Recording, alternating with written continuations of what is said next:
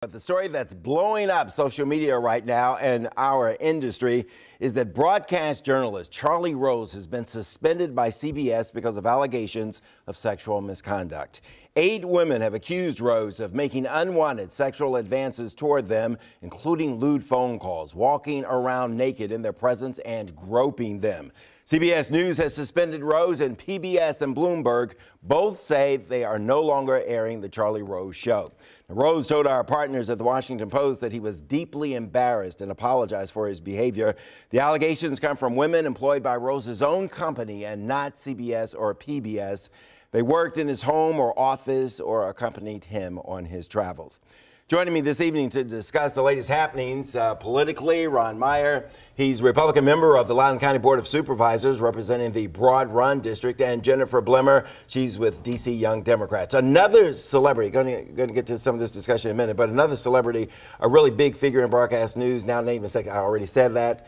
One of the young persons who was accusing Roy Moore also talked today. Let's go to the soundbite she had to say. After arriving at his home, on the second occasion that I went with him, he basically laid out some blankets on the floor of his living room and proceeded to seduce me, I guess you would say. And during the course of that, he removed my clothing. He left the room and came back in wearing his white underwear. And he touched me over my clothing, what was left of it.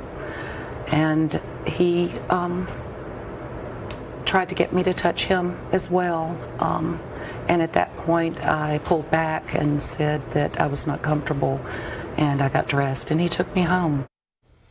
Okay. That was one of Roy Moore's accusers, the one who says, she was 14 at the time. Okay, that's what we were trying to get out of this mouth, brain and mouth, not moving at the same time.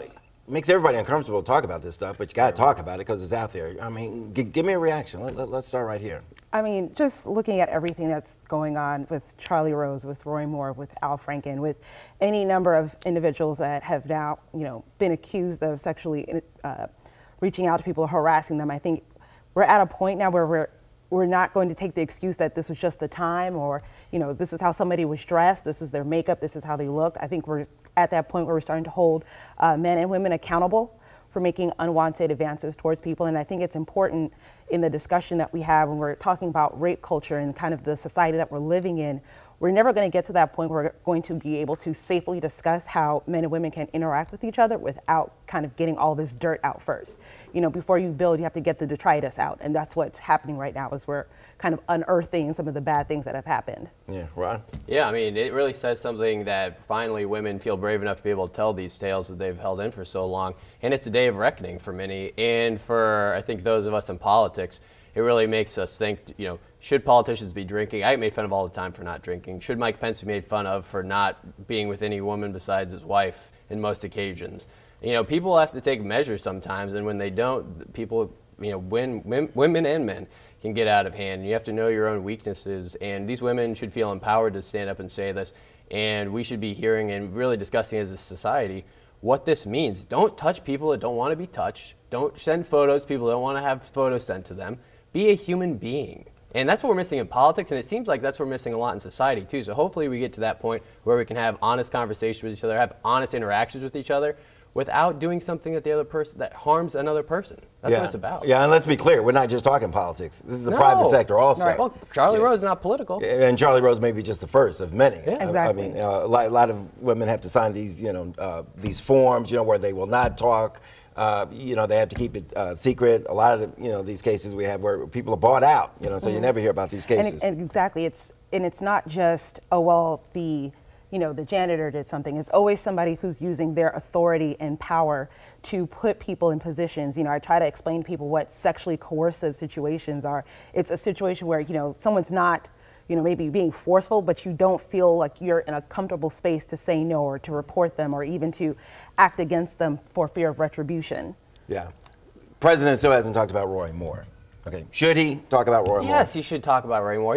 He should have told Roy Moore to drop out when this first came out. And frankly, Roy Moore has been a bad candidate from the beginning, But this just proves that, I mean, that the president really, I think, needs to come to grips with his own actions and make sure that he's willing to stand up to others who have acted similarly inappropriately. And frankly, because of his own history, this is one reason why he should have led on this issue. Said, you know what, I've made mistakes, and I'll admit to those mistakes. And you know what, now it's time for me and my party to stand up against this. And as a Republican, I'll tell you, I'll stand up to the president, I'll stand up to Roy Moore. These people need to take responsibility for their actions. Does the president have any credibility, though, in this area? Well, first, if you live in a glass White House, you shouldn't throw stones. We already know that there have been countless number of women that have come forward, either when he was with the Miss Universe pageant, with anybody else he was working with, that have come forward and said that he's sexually harassed them. We have him on audio saying that he could grab women by however parts of their genitalia and had that chalked up to locker room talk. I mean, if he's going to talk about what Al Franken is doing and